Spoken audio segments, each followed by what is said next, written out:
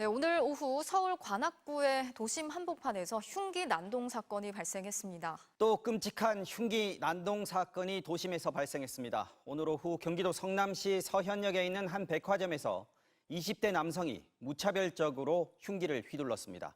대낮에 서울의 한 공원에서 여성을 때리고 성폭행한 30대 남성이 경찰에 붙잡혔습니다.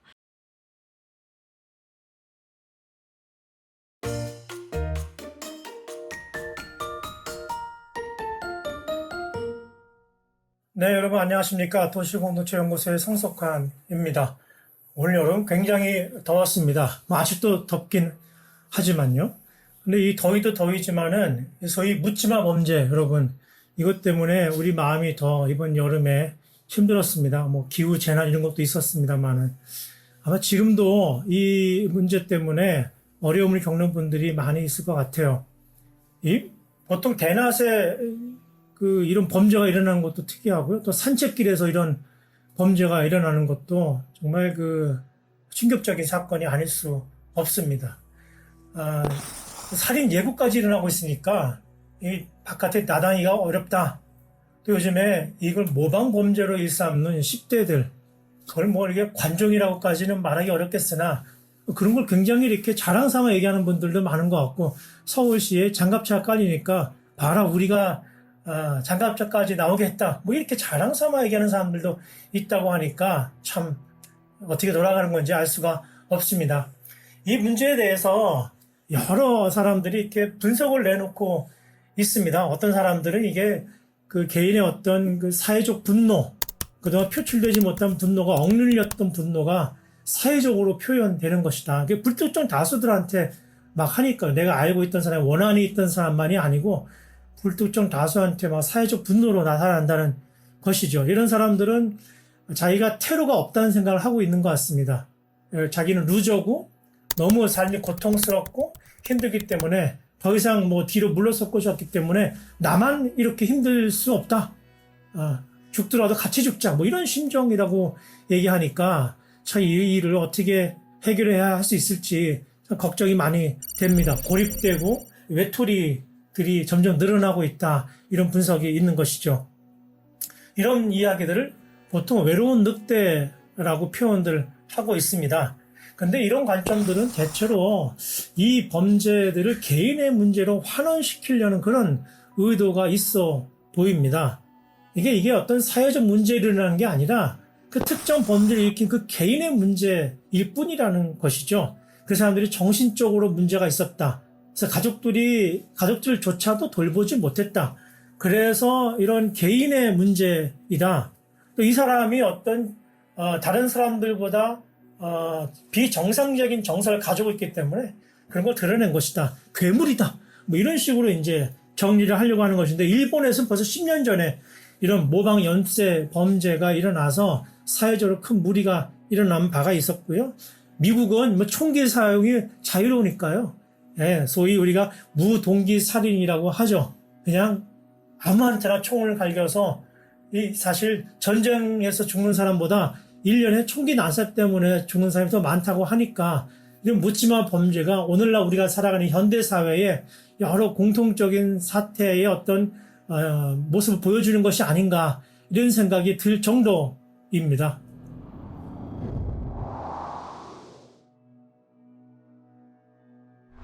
그래서 이 문제에 대한 우리 정부의 대처를 보면 법무부 중심으로 논의를 되고 있는데요. 소위 가석방 없는 종신형, 이런 양형을 더 강화시켜가지고 간접적으로 이런 범죄를 일으키지 못하도록, 이런 범죄를 일으키면은 다시는 사회에 복귀할 수 없다. 경각심을 불러일으키는 방향으로 하려는 것 같아요. 이것도 사실 개인의 문제로 환원시키는 것이라고 보는 거거든요.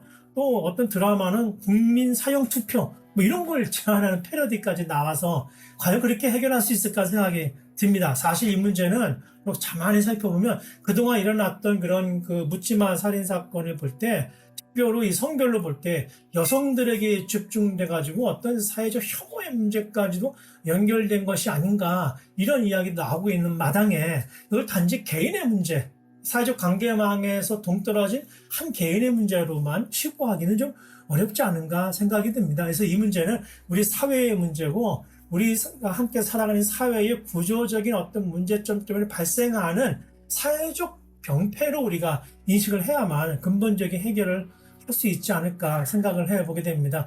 그런 점에서 우리 교회가 할 수 있는 일은 무엇일까 이런 고민을 하게 되거든요. 사실 이런 범죄자들에 대해서 교회가 무슨 일을 하겠는가? 그럼 나라에서 할 일이지 이렇게 생각할 수 있겠습니다만은 꼭 그렇지 않습니다. 그렇게 생각한다면 교회조차도 이거는 개인의 문제로 치부해 버리는 거거든요. 교회는 이 세상에 대한 책임이 있는 것입니다.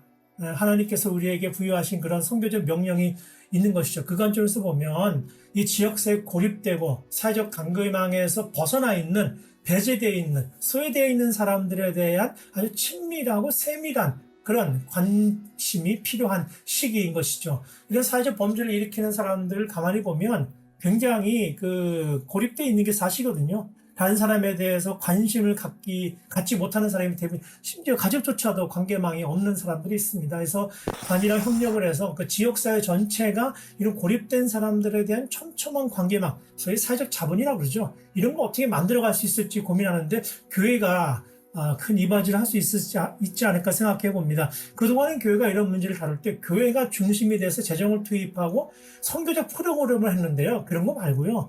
관이 주도하고 또 시민단체가 주도하게끔 해서 교회가 거기에 참여하는 방식으로 한다면 관이 공적으로 프로그램을 진행하고요. 교회는 그 친밀성을 사각지대가 있는 친밀성을 채워주는 방식으로 접근한다면 우리 사회로부터 이 소외된 사람들, 낙오자들, 실패자들, 사회적 분노를 주체할 수 없어 하는 사람들에 대해서 좀 더 세밀하게 접근할 수 있지 않을까 생각해 봅니다. 이런 일도 우리가 다 하나의 선교적 관점에서 다가갈 수 있는 일이라고 저는 생각합니다. 물론 그래서 이런 사회적 범죄를 일으키는 사람들에 대한 무조건적 배려, 무조건적인 관심을 말씀드린 건 아니고요.